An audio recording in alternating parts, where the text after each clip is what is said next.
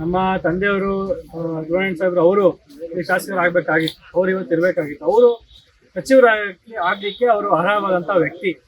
ಅವರು ಪಕ್ಷಕ್ಕೆ ಪ್ರಾಮಾಣಿಕವಾಗಿ ದುಡಿದಿದ್ರು, ಜನಗಳ ಕಷ್ಟವನ್ನ ಕೇಳಿ ನಿರಂತರವಾಗಿ ಅವರೊಟ್ಟಿಗೆ ಇದ್ದು, ಸಂಸದರಾಗಿ ಶಾಸಕರಾಗಿ ಒಳ್ಳೆ ಕೆಲಸ ಕಾರ್ಯಗಳನ್ನ ಮಾಡಿದ್ರು. ಜೊತೆಗೆ ಪಕ್ಷದ ಸಂಘಟನೆಯಲ್ಲೂ ಕೂಡ ಅತಿ ಹೆಚ್ಚು ತೊಡಗಿಸ್ಕೊಂಡು ಪಕ್ಷಕ್ಕೇನೆ ಅವರು ಅವರ ಪ್ರಾಣವನ್ನ ಅವತ್ತು ನೀಡಿರೋದು ತಮ್ಮಲ್ಲೂ ಕೂಡ ಗೊತ್ತಿರೋಂಥ ವಿಚಾರ.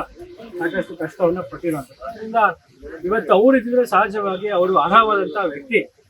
ಆದರೆ ಇವತ್ತು ನನಗೆ ನಮ್ಮ ಕ್ಷೇತ್ರದ ಜನತೆ ಇವತ್ತು ನನಗೊಂದು ಅವಕಾಶವನ್ನು ತುಂಬ ಸಣ್ಣ ವಯಸ್ಸಿಗೆ ನನಗೆ ಅವಕಾಶವನ್ನು ಮಾಡಿಕೊಟ್ಟು ಅವರ ಸೇವೆಯನ್ನು ಮಾಡಲಿಕ್ಕೆ ಇವತ್ತು ಒಂದು ಅವಕಾಶವನ್ನು ಇವತ್ತು ಮಾಡಿಕೊಟ್ಟಿದೆ.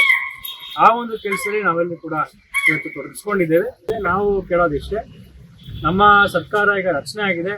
ನೂತನವಾಗಿ ಮುಖ್ಯಮಂತ್ರಿಗಳು ನಮ್ಮ DK ಶಿವಕುಮಾರ್ ಸಾಹೇಬರು ಅವರು ಆಯ್ಕೆಯಾಗಿದ್ದಾರೆ. ಮೊದಲನೇ ಬಾರಿ, ಎರಡನೇ ಬಾರಿ ಗೆದ್ದಿರೋಂಥ ಸಾಕಷ್ಟು ಜನ ಶಾಸಕರು ಇವತ್ತು ಇದ್ದಾರೆ.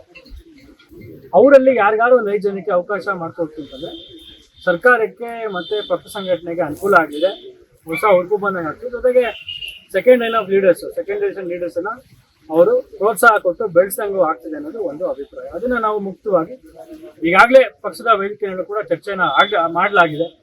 ಲಿಖಿತವಾಗಿಯೇ ನಾವು ನಮ್ಮ ಪಕ್ಷದ ಹೈಕಮಾಂಡ್ ಕೂಡ ಕಳೆದ ವರ್ಷ ನಾವು ಲಿಖಿತವಾಗಿ ಅವರು ಕೂಡ ಮನವಿಯನ್ನು ಮಾಡ್ಕೊಂಡಿದ್ದೀವಿ. ಖಂಡಿತವಾಗಿಯೂ ಈಗ 2ನೇ ಲಿಸ್ಟಲ್ಲೂ ಕೂಡ ಈಗ ಅನೌನ್ಸ್ ಆಗೋದಿದೆ. ಅದರಲ್ಲಿ ಫಸ್ಟ್ ಟೈಮ್ ಮತ್ತು ಸೆಕೆಂಡ್ ಟೈಮ್ ಗೆದ್ದಿರೋಂಥ ಯಾರಿಗಾರು ಒಂದು 5 ಜನಕ್ಕೆ ಕೊಡುವಂಥ ನಿರೀಕ್ಷೆ ನಾವೆಲ್ಲೂ ಕೂಡ ಇದೆ. ಗೊತ್ತಾ, ಮುಖ್ಯಮಂತ್ರಿಗಳೇ ಅಸೆಂಬ್ಲಿನಲ್ಲಿ ಅವರು ಹೇಳಿದರು, ಇವತ್ತು ತಂದೆಯವರು ಒತ್ತಿದ್ರೆ ಇಲ್ಲೊಂದು ಪಕ್ಕ ಕೂರಿಸುವಂಥ ಒಂದು ಕೆಲಸ ಆಗ್ತಾ ಇತ್ತು, ಸಚಿವರು ಮಾಡುವಂಥ ಒಂದು ಕೆಲಸ ಆಗ್ತಿತ್ತು, ಯಾರ ಕೈಯಿಂದ ತಪ್ಪಿಸಲಿಕ್ಕೆ ಆಗ್ತಾ ಇಲ್ಲ ಅನ್ನೋದನ್ನ ಅವರು ಸ್ವತಃ ಅವರೇ ಹೇಳಿರೋಂಥದ್ದು, ಅವ್ರ ರೆಕಾರ್ಡ್ಗೂ ಕೂಡ ಹೋಗಿತ್ತು. ಅದರಿಂದ ಅವರಿದ್ದರೆ ಖಂಡಿತವಾಗಿಯೂ ಅರ್ಹವಾದಂಥ ವ್ಯಕ್ತಿ. ಇವತ್ತು ನನಗೆ ಜನ ಒಂದು ಅವಕಾಶವನ್ನು ಮಾಡಿಕೊಡಿ ಅವ್ರ ಸೇವೆಯನ್ನು ಮಾಡಲಿಕ್ಕೆ. ಆ ಕೆಲಸದಲ್ಲಿ ಪ್ರಾಮಾಣಿಕವಾಗಿ ನಾವೆಲ್ಲರೂ ಕೂಡ ಕೆಲಸವನ್ನು ಮಾಡ್ಕೊಂಡು ಹೋಗ್ತಿದ್ದೀವಿ, ಮುಂದೆ ಕೂಡ ಅದನ್ನು